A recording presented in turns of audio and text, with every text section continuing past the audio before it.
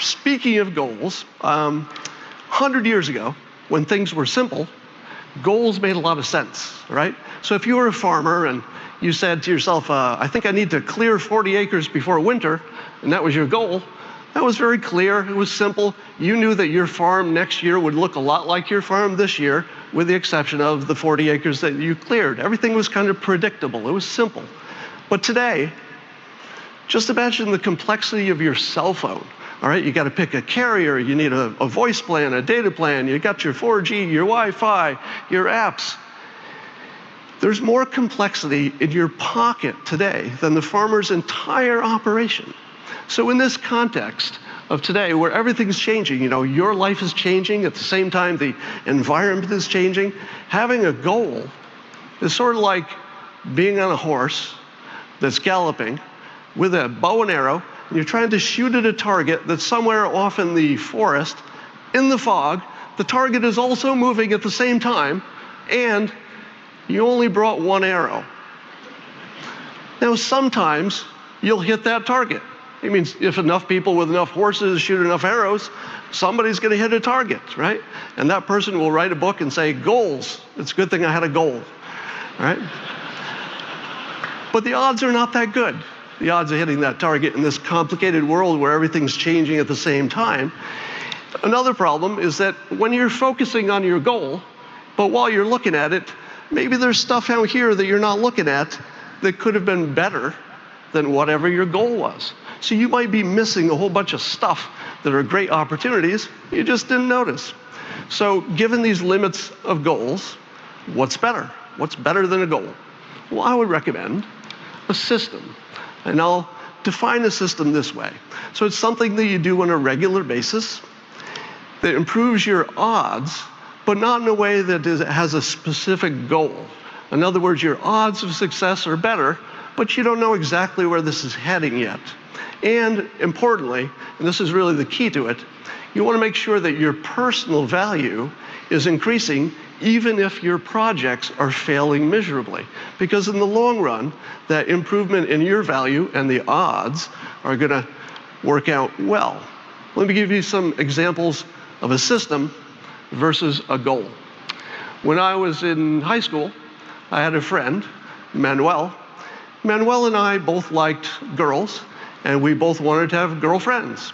But we had two very different approaches to this. I had what I would call sort of a goal-oriented approach at the time. I would pick a specific girl that I thought I wanted to make my girlfriend, and I would spend months trying to figure out how to run into her accidentally and find out who her friends are and what interests she had. And after my months of planning and preparation, usually I would discover that one of three outcomes were possible. Number one, she would say, I have a boyfriend. Number two, she would say, I do not like you. But sometimes, and this is the important part, sometimes, and it didn't happen a lot, sometimes she would say, I have a boyfriend and I don't like you. So, on the plus side, I did not contribute to teen pregnancy whatsoever. My friend Manuel had a completely different approach. He had more of a systems approach. He would go into a room full of women or girls, and he would say to each one of them, would you like to be my girlfriend? Would you like to be my girlfriend? Or words to that effect. And of course, his failure rate was tremendous, but because of the law of numbers, he would usually find somebody who would say yes. But this isn't a story about just the law of numbers. That part is somewhat obvious. What was interesting is that every time Manuel went through his process, he was learning a skill. He was learning which pickup lines were working best. He was kind of doing A/B testing on these girls. And he was also learning to take rejection, so that no matter what happened, he was becoming more valuable as it went.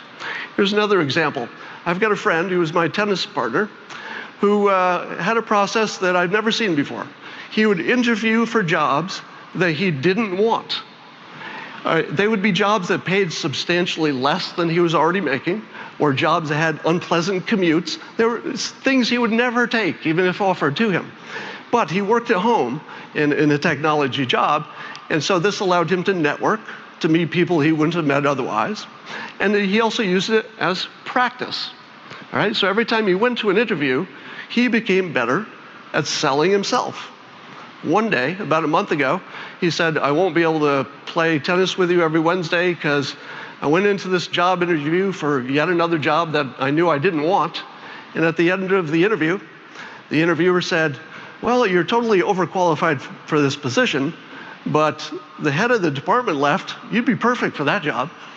So that's the job he took with a huge promotion. That's a system over a goal. He didn't go in there for that job, but he increased his odds every time he followed his system.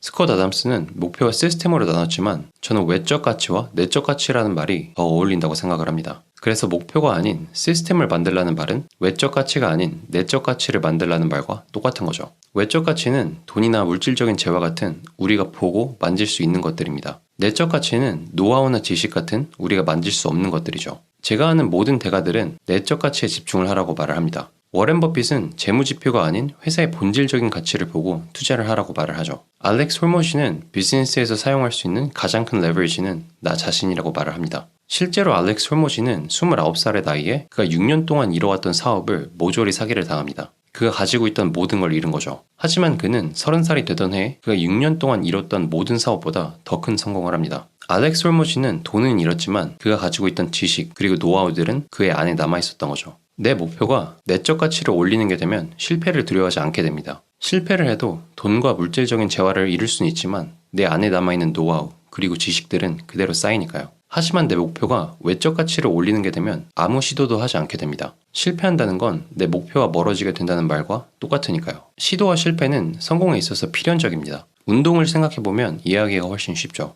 야구를 잘하기 위해선 배트를 수천 번, 수만 번 휘둘러 봐야 됩니다. 자전거를 잘 타기 위해선 수십 번, 수백 번 넘어져 봐야 됩니다. 우리는 생각이 아닌 행동을 통해서 패턴을 인식합니다. 그 어느 운동이 됐든 수백 번 시도를 해보면서 0점을 맞춰야 되죠. 제가 아는 대부분의 대가들은 이 개념을 비즈니스에서도 똑같이 적용합니다. Famously, it used to be move fast and break things. And the idea was that we tolerated some amount of bugs in the software in order to basically encourage people to move quickly. Because it's like moving fast, I think, is the key to learning, right? It's like you want to increase the iteration cycle so that way you can get feedback from the people you serve quickly and then incorporate that into the product. So we would literally get into situations where, it's competitors of us would ship, once a year or once every 6 months, and we'd ship code every day. And it's like, of course, we're going to learn faster and we're going to build something better if you're shipping something every day. So the question is, what are you willing to give up?